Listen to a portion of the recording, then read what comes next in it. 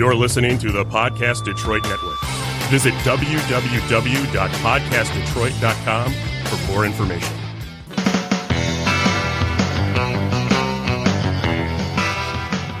Hey, there's the music. That means it's time for Animal Talk. Some of the best doggone pet people on the planet here to help you with your pets, like that guy. Hi, I'm Brian, and I've got 6 layers on, and I'm still freezing my jubblies off. Someone else who's multi-layered. Actually, I kind of am. I got thermals on. Hi, Matt Fox. Yeah. And me, Jamie Flanagan, just wearing a T-shirt. Just one layer. Just one. T-shirt and boxers. What you see is what you get with Jamie. One layer. You ooze this much cool, man. You can't hold it down. I have no idea. Pushing our buttons today. Sam, with one Hi, shirt. Sam. The tough young people. Yeah. Well, actually, Matt's younger than me. No, you're younger than I am. Nah. I feel older than you are. Fair play. You guys are all old. All right, Animal Talk. It is America's Pet Show, helping people with their pets. That is our goal, our mission in life. We got a lot of stuff coming up today, Brian. Has anyone seen my shawl? We got some animal questions we're going to tackle. We got some leash issues, and we got some fear of training issues. And we have a guest today, and we're gonna dive right into that. We're gonna get. I heard this guy knows everything about everything as far as pets are concerned. Is that true? I'm going to find some really obscure animal questions for him. We do. And today, our guest is Dr. Marty Goldstein. Dr. Marty, welcome to Animal Talk. You guys are too rowdy for me. I think go. So, Dr. Marty, your deal is you're a little bit into more of a holistic approach to things, right? You're a best-selling author. You had a radio show on Sirius of your own. He worked with Martha Stewart. Mm-hmm. Ah. So he knows where the forks and everything go. Yeah. Oh, yeah. He knows. Oh, he yeah. knows. Salad fork, dinner fork. I actually had Martha Stewart and Oprah Winfrey as clients at the same time. That's rolling with My resume is looking pretty good now. That is rolling with the big dogs, and like the GameStop stocks. Oh no, He's here with us now. Yeah. There's a parallel there, but he's into understanding the spiritual world and connecting that to your animals, and it's all about health and food. Because we got Dr. Marty, I got to say thank you, because there was this box of joy that came to my house, and it had some wonderful pet treats. Yeah. Wait a minute. These are pet treats? I've been eating these for 20 minutes now. They're fantastic. Yeah, It's they're all. healthy. It's salmon and it's chicken. It's like, if you look at the ingredients, it's like chicken, and it's like salmon, and it's like. But so we're going to talk about the healthy pet ingredients. We're going to talk about your book, and it's the spirit of animal healing. Mm-hmm. But before we do that, Marty, Dr. Marty, I want to know about you a little bit. Tell us, Marty, what was your very first pet? Oh, it was a black dog named Poochie. A black dog named Poochie. Yeah, black muddy, like a long-haired lab, maybe 35 pounds. And I was a kid and just fell in love with animals. And it's always been to me about the animals. You know, the whole thing, seriously. Oh, I hate that word. When I graduated Cornell in 1973, approximately 1 out of 10 dogs got cancer. Whoa. And it was always a disease of the old. So if we saw a young animal with a lump on it, we eliminate the possibility of cancer based solely on age. Now, recent statistics say that 1 out of every 1.61 dogs get cancer, and it's become a prominent disease of the young. And we're talking about 190 million registered dogs and cats in the United States, in families that is about 70% of the families. So we're talking about destroying the level of unconditional love that animals give us by chronic degenerative diseases and cancer. So it's a major, major issue to the human race, what's going on. And that's why I dedicated my life to, this holistic medicine. I was one of the first to come forth with that because I was losing my own health way back in the 70s. And it's just working with nature. It's not me and what I know about animals. How do you heal a cut? Go on Google? Time. Yeah. Right. Nature heals it. And unfortunately, even though I'm still so well versed in medicine tends to suppress the symptoms or the processes created by nature to get the body better. And the end result of that is not health in our society or in the profession. The answer to that is disease. So this book, The Spirit of Animal Healing, is a wake-up call, because I can't tell you how many people, how many celebrities I've dealt with in my 47-year career where they had to stop working. They couldn't do a film. They couldn't record their music that was on deadline because their dog or a cat was dying of cancer. And it's really bad. So, besides the joy I've gotten working with hundreds of thousands of animals and some of their people that they dragged in, it's really, health is very simplistic. Disease is one of the most complex things. The medical establishment is one of the most complex establishments on this planet. And they're unfortunately, part is a failure, because, when I went to Cornell, I didn't learn much about healthcare. I had a 3-week course on nutrition. So how's that for a ramble on? You know what? My new primary care physician, you'd really like her, Dr. Marty. She, I'll ask her about some, inflammation or something like that, and she'll say, you have to drink more water, or you have to eat some honey. It's like, that's your best advice. But see, this is the stuff that pharmaceutical companies don't make any money on, and there's no prescriptions involved.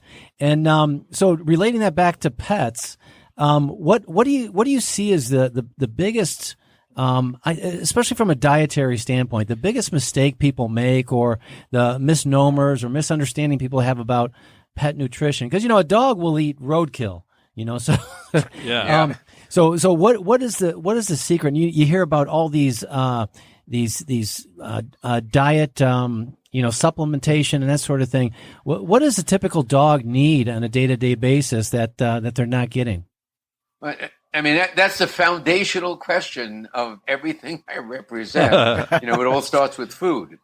So the basic structure of the pet food industry has been based around the cereal industry.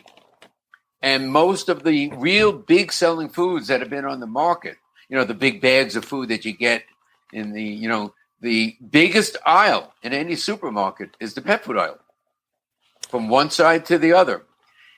Most of those foods, a majority of those foods, were 50 to 60% or more processed cereal byproducts.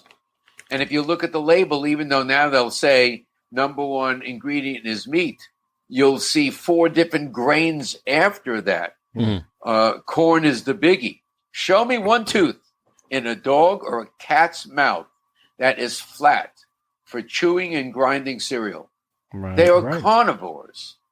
And the pet food industry has taken the high quality meat out of their diet for generations and decades. And you know what? It's taken its toll big time. I believe you're right. For anyone, if you've never toured a dog food factory, I've been in the pet industry for a while. A dog food factory, it's the most eye-opening experience. First of all, it's gray. This stuff is gray, and they truck in these preservatives. Now, keep in mind that a dry dog food that's meat-based can stay in a distributor for 60 days, and then it can be on a truck for another month, and it can sit around for another 90 days or 120 days. How can something be meat-based and be preserved that long at room temperature? And the answer is these carcinogenic preservatives that they use. And someone told me once that all these preservatives cause cancer, but they just try to time it so that the cancers don't show up until a typical lifespan has been eclipsed. You die. You hit awful. It on the head. I mean, it's so true. And then most pet foods in bags, almost all, are created by what's called the extrusion process, which cooks, even if it's really good ingredients, it's getting cooked 350, 400 degrees. That destroys everything.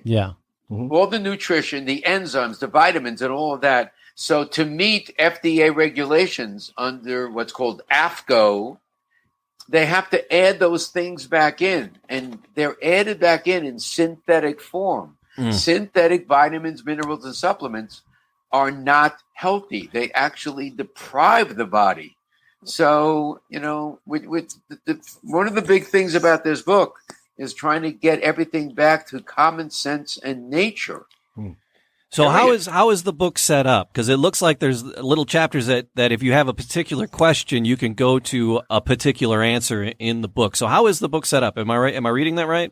Yeah, here's the scoop. 22 years ago, I wrote a book called The Nature of Animal Healing. I co-wrote it with the cover story writer from Vanity Fair, and it made it a very well-written book, and it's still in the top 10, 15,000 out of 9 million on Amazon after 22 years. And that book was about specific therapies for animals. And it ended with me saying, we'll continue this work, dog by dog, cat by cat, one animal at a time. Love it. The spirit of animal healing is now taking my work on a global level. Because the things that I said in the first book, because I went through 40 years of ridicule, condemnation, you want to count the arrow holes in my back? Oh my God. So I voiced my opinion in my first book. Over the last 22 years since I wrote that book, in this book, almost everything I said in that book is now scientifically backed. Wow. So now I don't no longer have to voice my opinion.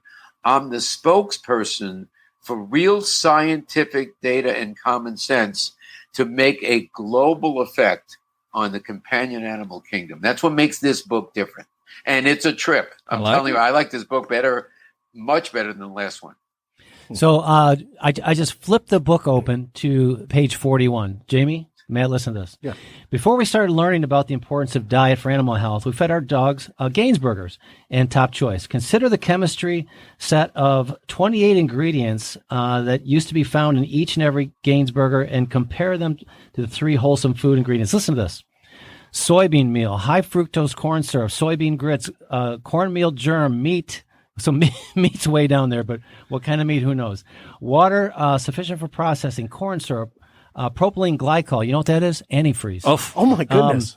Yep. Animal fat preserved with BHA, calcium carbonate, phosphoric acid, vegetable oil preserved with BHA, salt, potassium sorbate. All that good Listen to stuff this for one. young growing bodies. Sodium carbozymethylcellulose. Oh, geez. You know what that is? I have no idea. Yeah, please. That's a thickener. They used to use it to thicken McDonald's shakes. Oh. And then there's these vitamins that are added. Now I've seen how they add the vitamins in. So this gray food comes through the processing, and like Dr. Marty said, everything's been cooked out of it, and then they spray the supplements on top of it with a spray gun, like a paint sprayer. So the supplements are sprayed on top of it. It's horrible. It's awful. Oh my goodness. So yeah, that's the kind of stuff that the ingredients are getting more and more wholesome. Right. But this wasn't too long ago where this was in just about every food. Sure. Everything that I.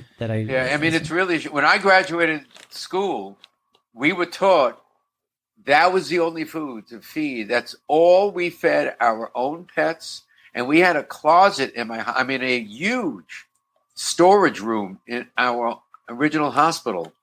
And it was filled with cases and cases and cases of those semi-moist foods. That's all we sold. Wow. You wonder why the incidence of cancer alone has quadrupled since I graduated Cornell in 1973. Something's got to be wrong. It's not bad luck.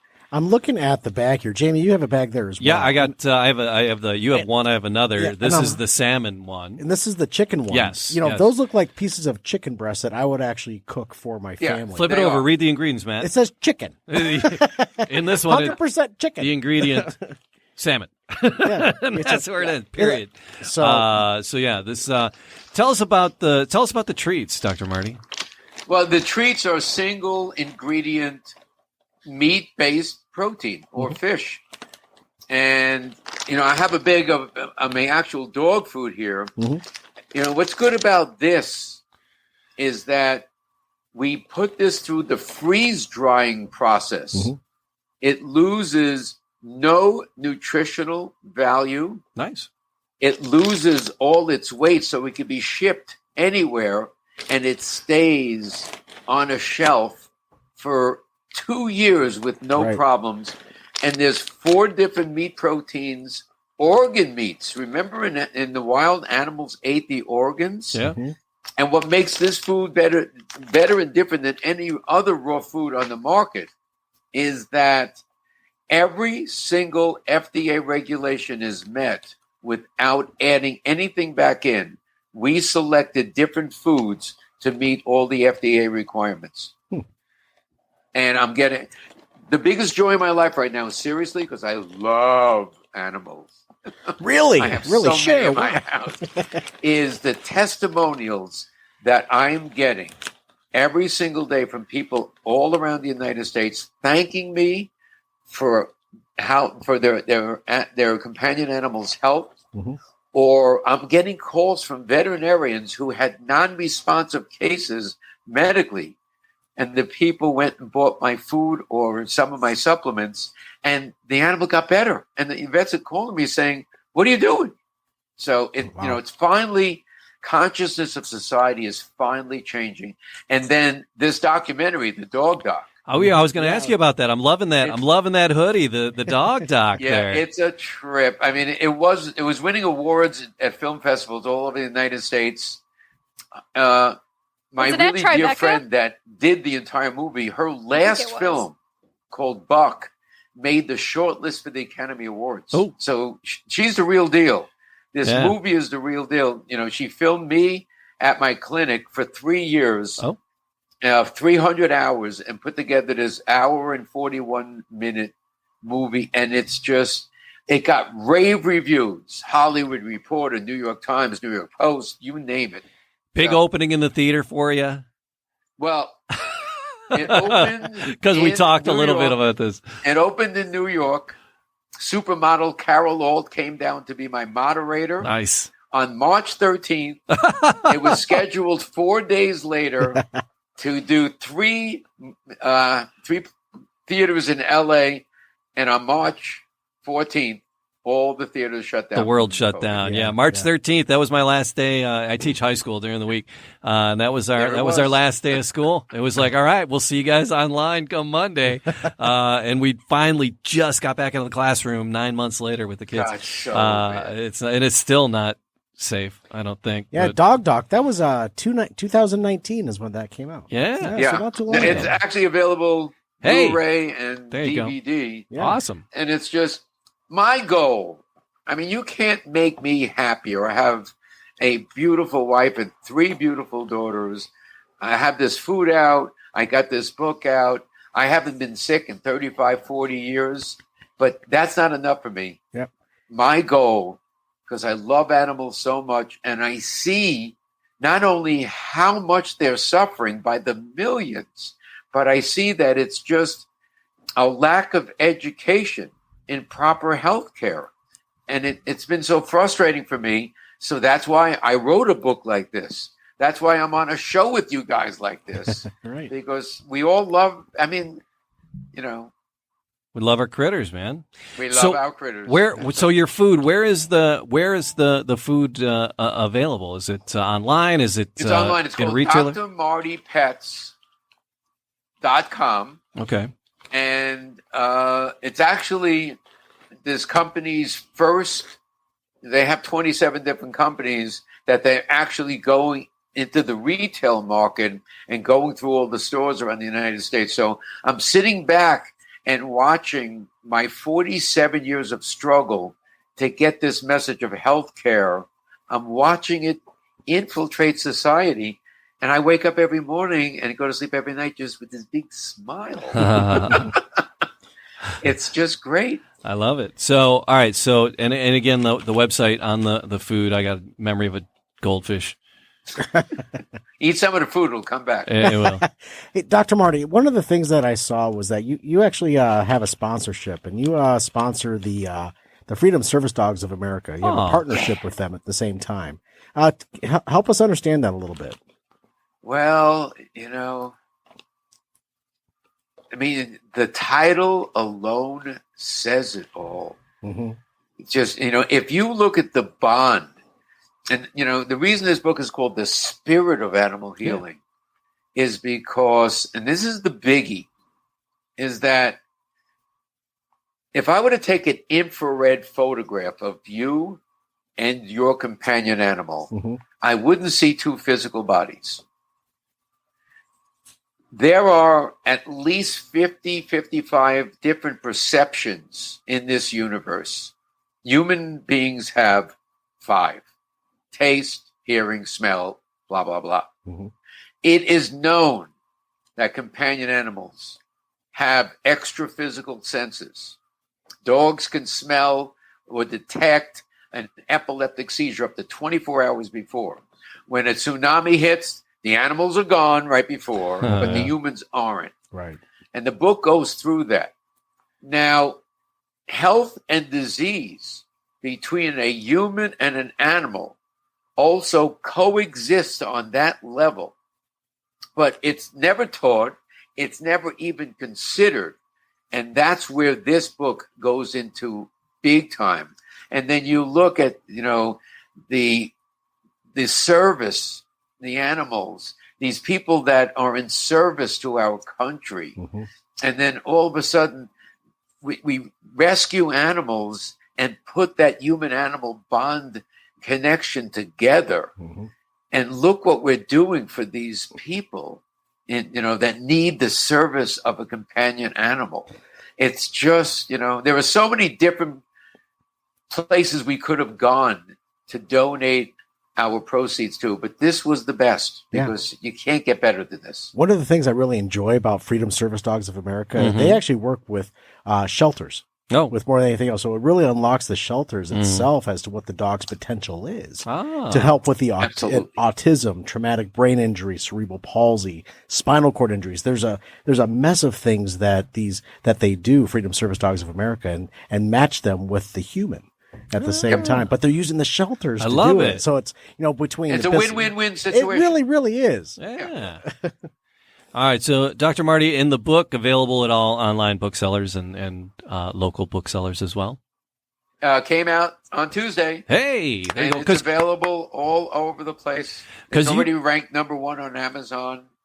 And it needs to be, not for me, but the message it contains is so vital to who is ever listening out there. How many people don't like animals? Oh, yeah. They're not listening to this show. That's for darn sure. And they are not to be trusted. No, you got that right. So, I mean, that's more or less what it's all about. And it's just, I ain't stopping. I got another 30, 40 years of me. Good for you. Just to keep on getting this message out because it's just, it needs to be. It'd be great to have you come back on and kind of share with us. For sure. Anytime. Yeah. I'll, we got to connect. It's COVID time. I got nothing to do. You want tomorrow? I'm here. Thursday nights, 7:00. Roll on by. Come on in. I don't think we'll get views during Super Bowl. After that, you got me.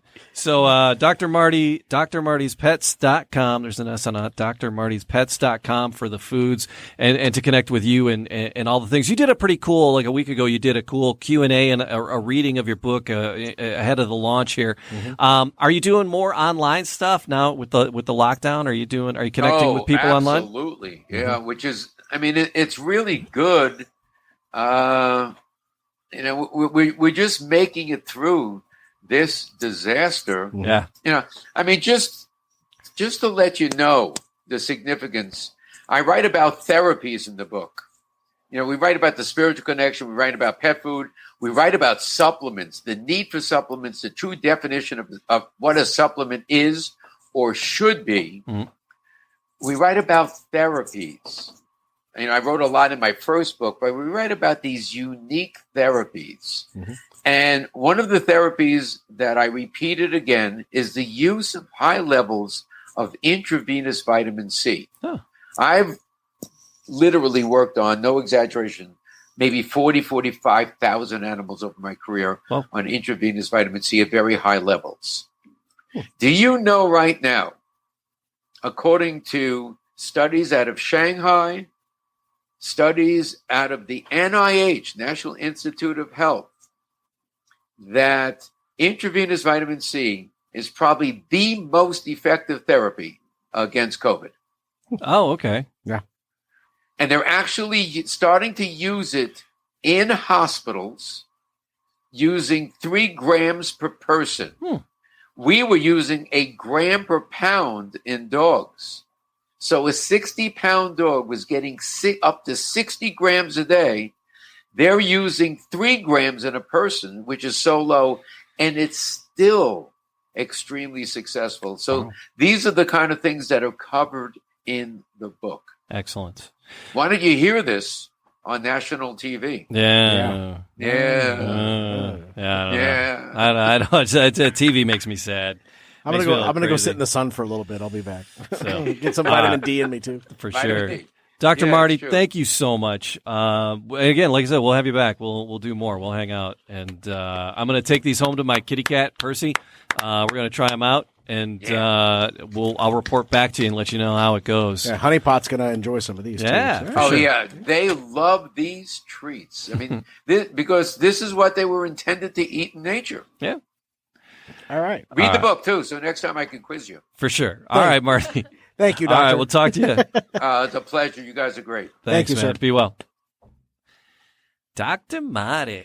You bit the hand, Marty. You bit the hand. It's a reflex when I say the name Marty. I'm like, it's either that or I'm making a DeLorean joke, or it's you bit the hand, Marty. All right, anyway. Oh, what a great! I am fascinated by his work. I really am. Oh, for sure. And it's just, how 4 decades of a career, and he's not done yet. Yeah, So I love how pure this stuff is. So. Yeah. He's really passionate about that. You know, that's people who, that are that passionate about what they do. Yeah. They tend to live really long, prosperous, and very happy, fulfilling lives. Yeah. You know, I think of the typical 19-year-old who can hardly get out of bed. They hate everything.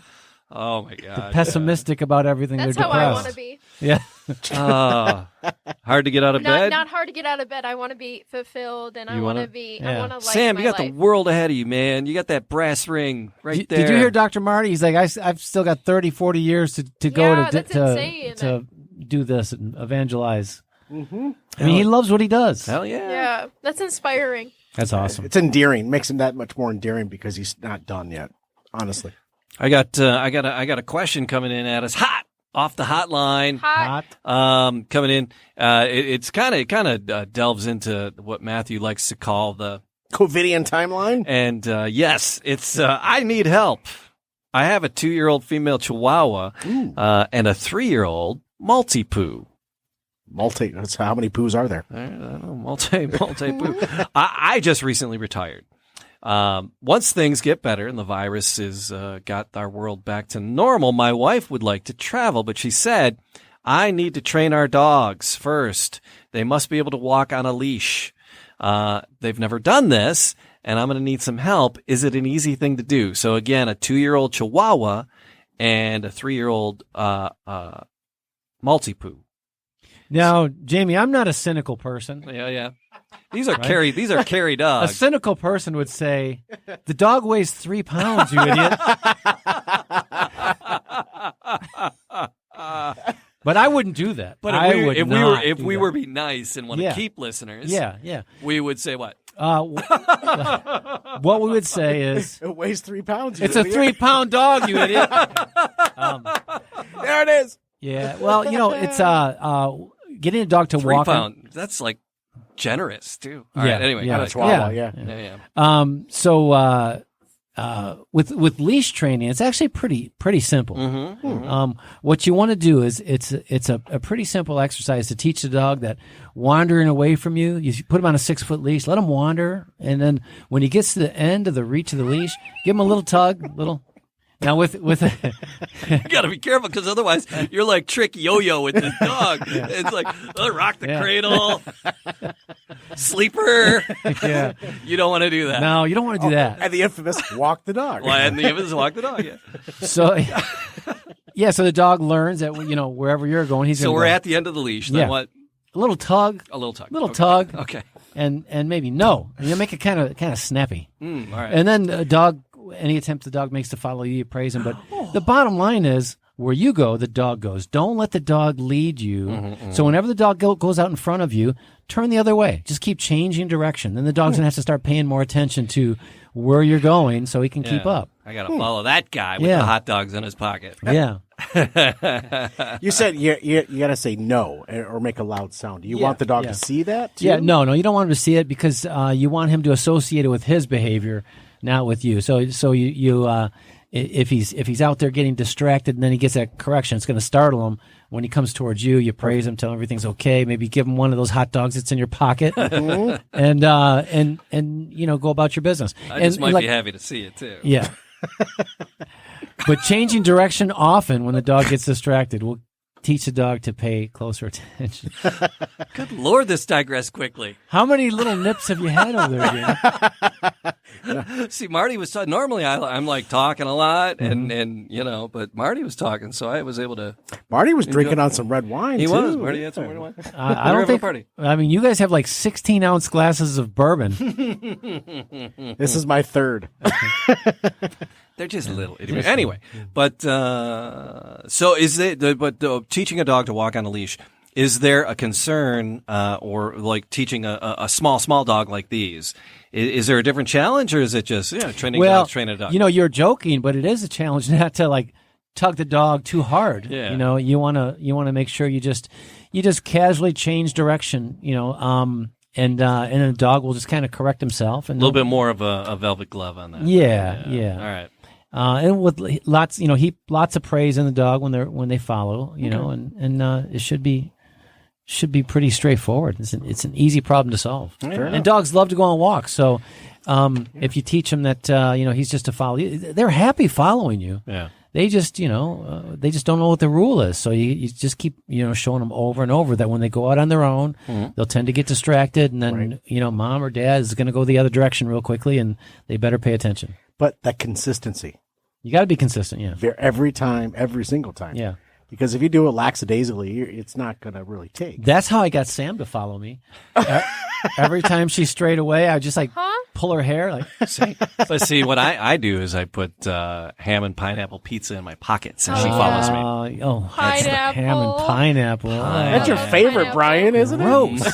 Why do you? Oh yeah, you hate pineapple. Yeah, Jamie texts. He's like, "Hey, got some ham and pineapple pizza. Hurry up!" I'm like, which is why he showed up at late. Yeah, 1 minute to the. Oops, I guess I missed it. No, there's still pepperoni. some left. There's pepperoni and bacon out there too. Oh, that's a good one. Yeah. No pineapple. On that one? Bacon and pineapple. Yeah, we'll do No, the Sam, bacon. come on. Yes, Pineapple I is ate 4 great by slices. itself, or with With something else pizza. sweet. Yes. No, you got to do savory and sweet, or else it's not worth it. See, there you go. Stop. All right, so Brian, your world's colliding here. You are a do-it-yourself. Who's on the line? Yeah. You're a do-it-yourself kind of guy. I think You're a dabble. You're a handy dandy man. I'm a handy guy. You're a handy dandy guy, and you're a dog guy and an animal guy. You know what? The way you're describing me, I guess I'm a Renaissance man. Pretty much. Yeah. And in one of your earlier incarnations, you were a dog groomer. Well, I had grooming shops. Yeah, you had a grooming shop, so know you're knowledgeable about dog grooming. Yeah, that is part of your knowledge base. Sure, dog grooming. So here comes a question coming at you. Why is it bad to groom your dog yourself? I'm confused. I'm getting mixed reviews here. I bought some what if someone bought really expensive clippers? And what if they bought the best shampoos they could find? And they have a place in their house that is very comfortable for the dog and for bathing, and everything is set. They could be very well self-taught with books and lots of how-to videos. But yet I hear that trying to groom your dog at home is a very bad idea and an actual horrible idea. All the good groomers in town are booked, and I cannot get into one. And the other ones are sketchy at best.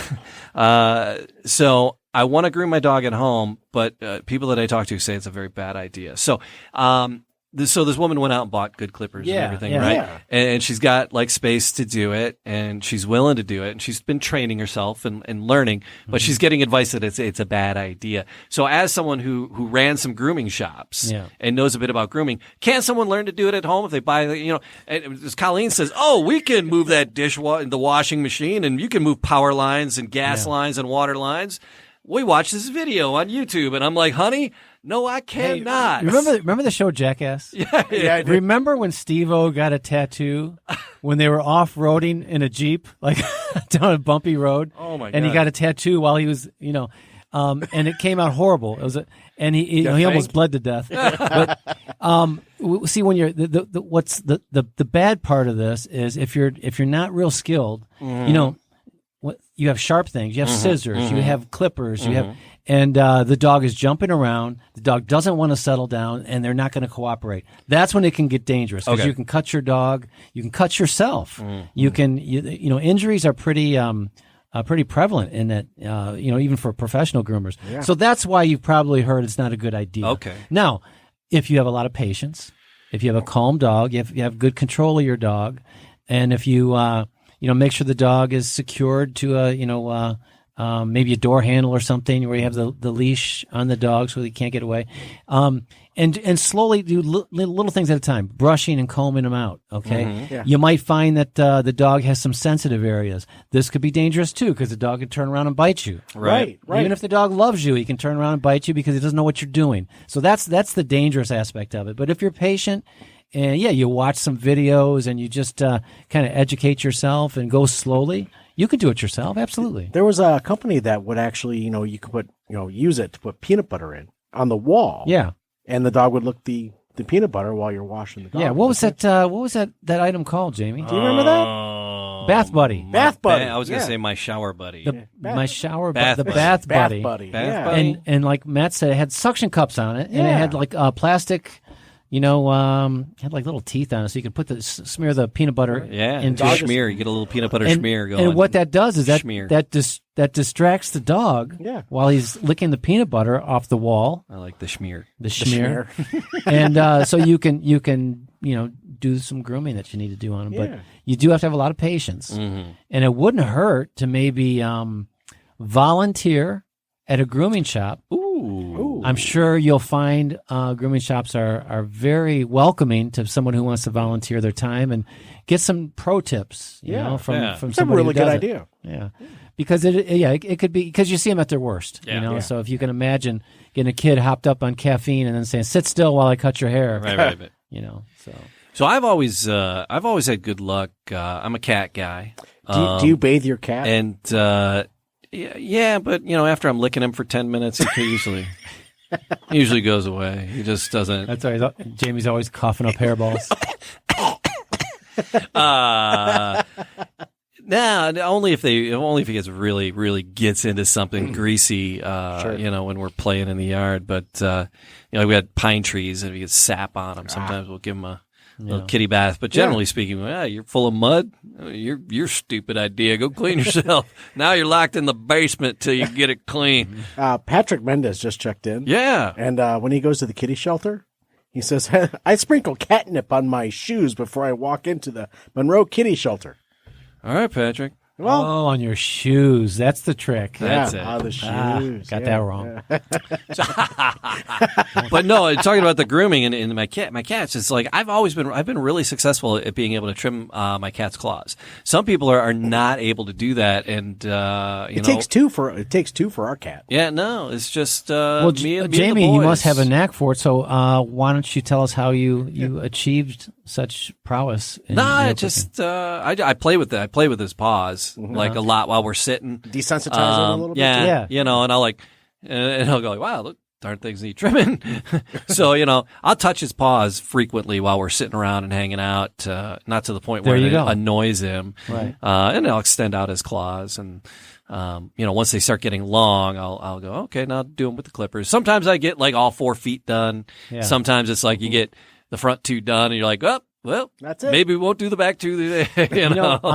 In Florida, our place in the Keys there, we kayak past this dolphin rehabilitation center. Crazy.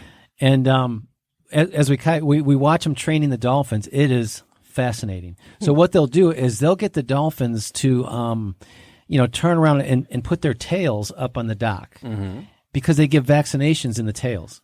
So they'll do this on a regular basis when they're not giving the animal a shot, just to get them used to it. Just like you said with the cat's paws. Oh, yeah. So you're always playing with the cat's paws, and then once in a while you're going to clip the nail. It's not a big deal. Right. Now, if the only time you're grabbing your cat's paws is when you're clipping the nails, the cat's going to hate it. Yeah. Right. So if you can train him and desensitize him, like Matt said, to that experience, then in fact you could even have like some nail clippers sitting on your coffee table or something.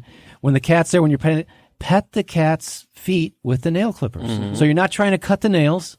You're just petting them, and then once in a while, clip a little clip where you're not holding them with a death grip. And you're not. You got a pillowcase with 4 holes cut in it. Yeah. Oh my God, that's so smart.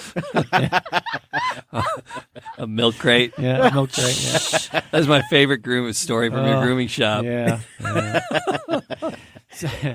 I watch the cats. Yeah. I watch the cats. Somebody have to go to Google, search our episodes and find the grooming shop. You should make story. a cartoon out of that, like Like the cartoon of me in the cage. Yeah. to this day, it's my favorite cartoon, and I've watched a lot of SpongeBob. Yeah, same. And that's still my favorite cartoon. I think it is. The one you made. I thank you. I enjoy it immensely. Me too. I've seen it so many times. We had a lot of views. They're all Sam. They must be. I watch it when I'm sad, which is a lot. More questions. What did we have here? We did the DIY. Puppy, 18-week-old puppy, and it is the sweetest puppy. He's a rescue pup, and he's a mixed breed. Training's been going great. This is the one I kind of teased about. Training's been going great. I've been using positive reinforcement, and I've only had this pup for 3 weeks. He knows how to sit, lay down, up, stand, stay, come, leave it. He's doing really well with all these commands. However, recently, every time we break into a training session, usually like after a good walk or after a play session, Charlie, our dog, becomes very fearful. Tail between the legs, walking away, head down, very fearful expressions. I understand that puppies go through 2 fear stages. This might be one of them. However, I'd like some advice on how to navigate this. My puppy is fearful while we're training.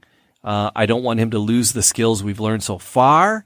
What can I do to help out Chuck? There's always clues. There's always clues. If you can't actually watch somebody work their dog or train their dog, they give you clues. First clue is their dog is already doing a lot of things, right? So this person is doing a lot of training, and they're making a lot of progress. But you know what I rarely ever have to tell somebody? Back off. Oh. Because the dog doesn't like the training sessions. Oh. So it's not a fear stage. You've been reading a little bit about developmental behavior, and that's good.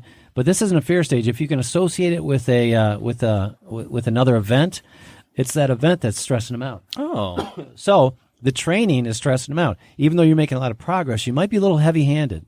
So you might want to back off a little bit, make the training sessions more fun, maybe less time, so shorter sessions, because you're making a lot of progress. Your dog's only 18 weeks old, and you got him doing a lot of things, and so don't rush it. You have a lifetime with this dog. What are some of the things you can make it more engaging for the dog in a short? Back it up, big fella. Besides backing up, but in a short period of time to engage that dog. Yeah, quickly. You know what?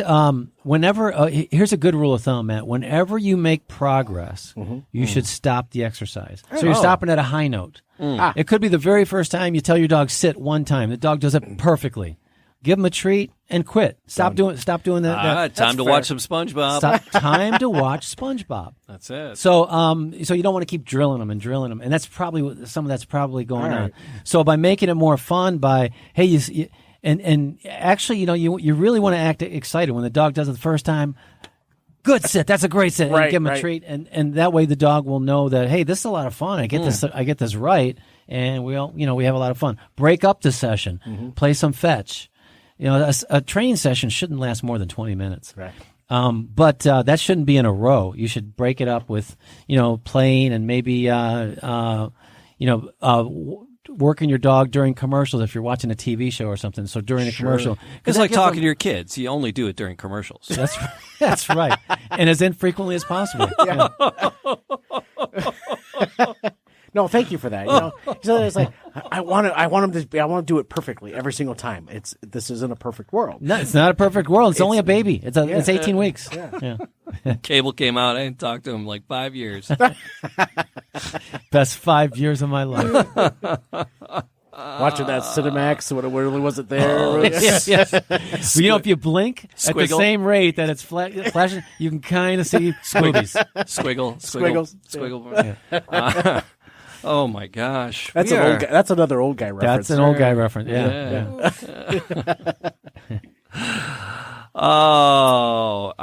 Matt, do you play nice?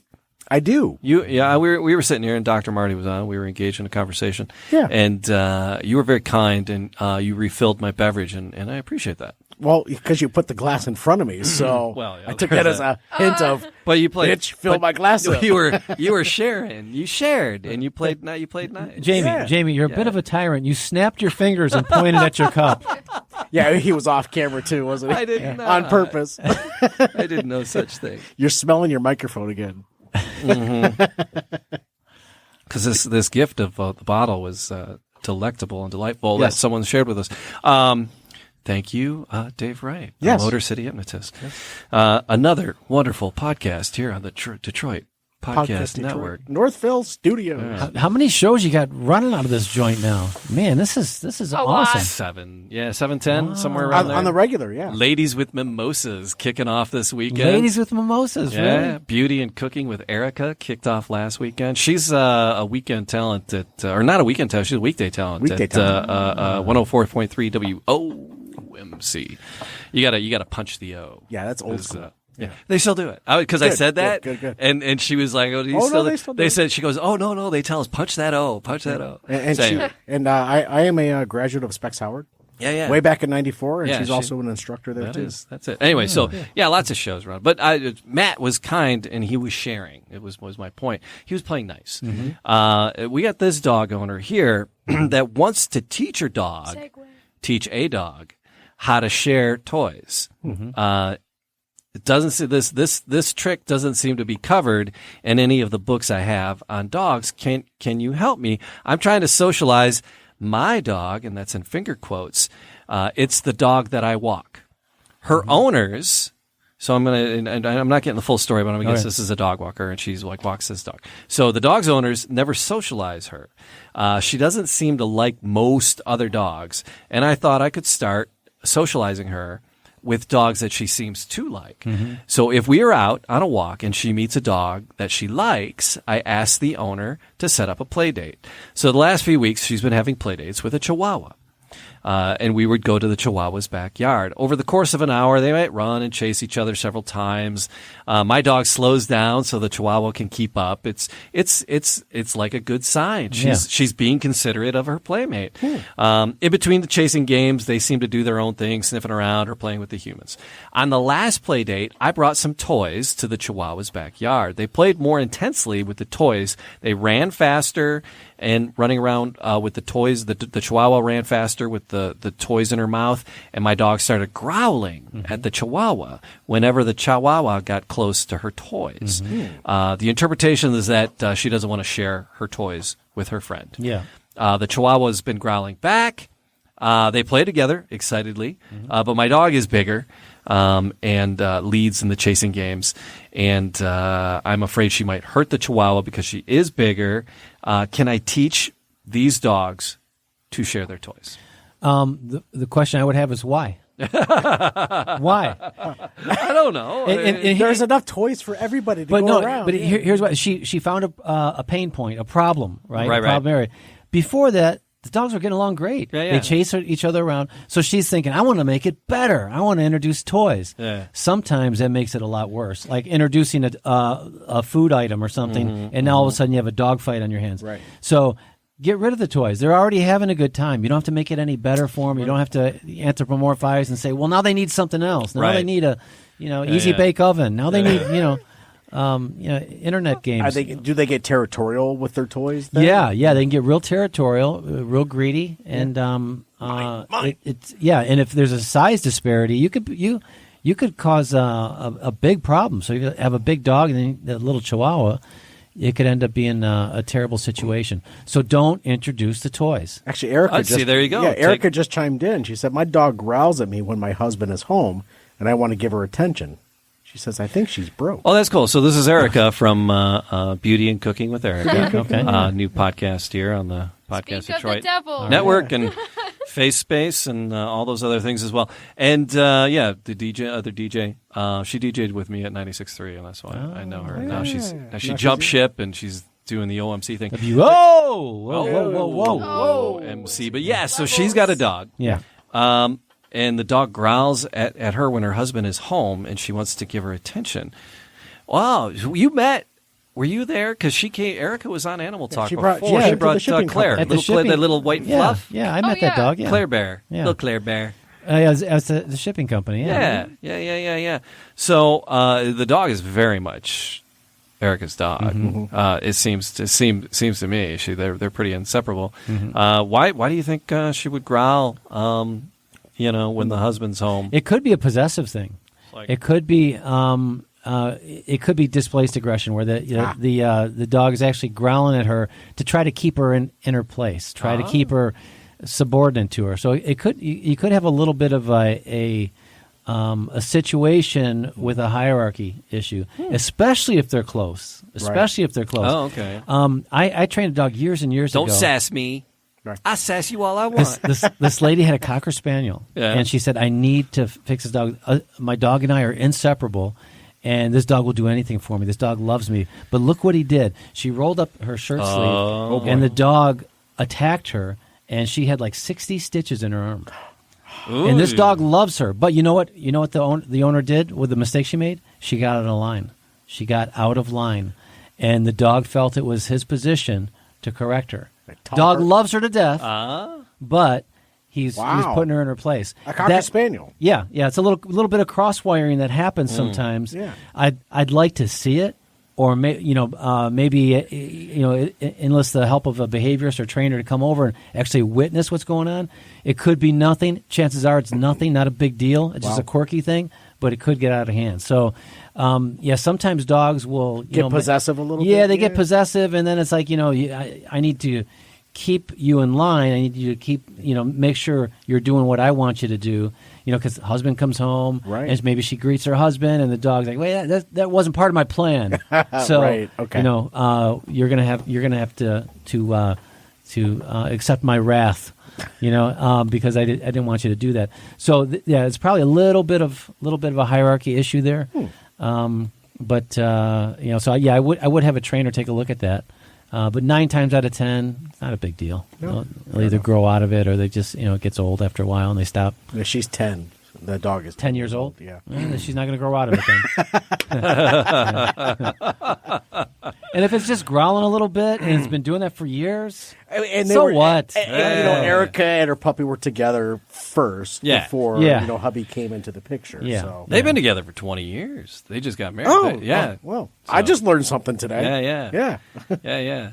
Crazy kids been together a long time. Took them long enough. Yeah. You don't want to rush into anything, Jamie. You don't want to rush in. No, don't. Don't do that. You guys should rush over to your emails because... Oh, no. Fact or fiction? You decide. Oh, it is time to play a little game we like to call Fact or Fiction. There are 3 headlines. How many headlines, Samantha? 3. There are 3 headlines ripped from the news. 2 of them are true. 1 completely false. Written by me earlier when I should have been arranging a party with 84 of my friends. Oh, God. in France. All right. Don't say where it is. In Man, France. I'll bet you had to hang plenty of air fresheners in that room. Oh, my God. We We have a party. It's very, very nice. We don't have enough time for this. Damn. Make sure you use the hand sanitizer on the way out. Mercy sakes. All right, fact or fiction, 3 headlines. 2 are true, 1 is false. Samantha, and we haven't had this crew together in studio in a long time. Everybody together at once, so I'm so glad everybody's here enjoying pineapple pizza. And now, abusing Samantha, 3 headlines. Like always. Brian, you got one? I got one. Ready? Go for it. Number 1, boa constrictor stuck in car dashboard, freed unharmed. All right, headline number Okay. 2 coming in. Geese to play a role in Top Gun sequel in a tribute to Goose. Aw. Okay, that sounds real. And then number 3, government backs birth control for squirrels. Guys, I have a story. Squirrel. I'll say What? it Squirrel later. condoms? No, later. All right. Okay. Squirrel. Okay, number 1, boa constrictor stuck in car dashboard, freed unharmed. And headline number Okay. 2 reads as follows. Geese to play a role in Top Gun sequel in a tribute to Goose. And number 3, government backs birth control for squirrels. Okay, I'm going to say the birth control one's fake. The birth control one is fake. Yeah. Is that the real one? I have no idea. Oh, come on. Gosh, are you kidding me with that? Yeah, that's Is it the Top Gun one? We complicate everything. The Top Gun one would have been correct as the fake fact. That yes. was, I was going to say, and I was like, nah, no way. believable, though. That is believable. Why wouldn't they do that? But I mean, I guess it's just a random bird in the movie, so why would they? Brian, tell us about this boa constrictor in a glove. He doesn't. I don't. He doesn't Yeah. have it? All right, you got I it. didn't. I didn't give the listen, links to listen, the article. Listen, I got a it. boa constrictor was stuck in the dashboard. They got it out. Okay, They got it up. what part don't you understand? And he's And unharmed. it was unharmed. He was unharmed. Yeah, I didn't send the links to the stories. I just sent the headlines. It's that's all people really want. That's okay. We don't have to read the stories. They just tune in for the No, that's exactly the headlines how- and the car crashes. That's how I read the news in the morning. I read all the headlines and I'm caught up. Headlines. Can you believe it? Can you believe it, Matthew? We're already here. Oh, you Oh, my get to tell the goodness. joke. You get to tell the joke. Oh, no, we It's got time we got for other ones. the bad animal joke of the week. All right, so Time for the bad animal joke. I have a theme for our bad animal jokes Oh, for fair tonight play. because Go we've for it. mentioned it a few times throughout this past hour. So, All right. number 1, why couldn't the lizard get a girlfriend? Because he lived in Lizard Lick. She Because thought it was she had- weird. Because he had reptile dysfunction. Oh! Speaking of old guys, Oh, yeah, because you guys are old. I was going to tell you a cow joke. I was going to tell you a cow joke, Yeah. but it's past your bedtime. Oh, my God. Oof. These are bad. These are bad. And the last old guy joke. Why does a giraffe have such a long neck? I don't know. Why does a giraffe have such a long neck? Because his feet stink. That's an old guy joke. That's an old guy joke. Yeah, my feet were ripe the other night. I was like, I took my watching TV. I was like, Was it what during the party? I was During like- the party for 84 people? During the party of 84 people. Why wasn't I invited? Oh, Sam, tell people stuff. Oh, my God. Are you out of practice? Concerned. Yeah, I'm concerned. So we are the Animal Talk podcast. Our website, www.animaltalkradio.com. You don't need the www, but I just like to say it. Our social media profiles are all at Animal Talk Radio, Twitter, Instagram, Facebook. You can go on there, find us on there. And then we got our YouTube, Animal Talk TV. And then merch site, wearingfunny.com. Perfect. Buy some merch. There's some fun pet, Do it. dog mom, cat mom shirts. Yeah, masks too. Cats and wine make the world go around. Get a mask. And get a mask. Animal And get a Talk little- Radio mask. That's yeah. it. It's all available on the line. Wearingfunny.com. Thank you so much. If you've lived through this, thanks to Dr. Marty and all the swag. Yeah, he's absolutely. awesome. I like Dr. Dr. Marty. Thank you for being part of the posse tonight, Dr. Marty. And his website, again, is simply Dr. Marty's Pets. and that's where you can get his food and his book and more information about all the stuff he does. Animal Talk Radio, that's all about us, and we'll see you next time. Hey, cool.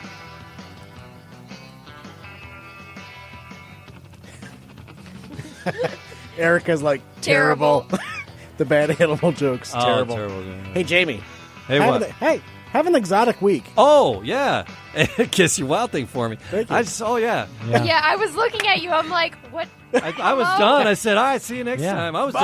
I was waiting for her to hit stop. Your tagline slipped into the bourbon.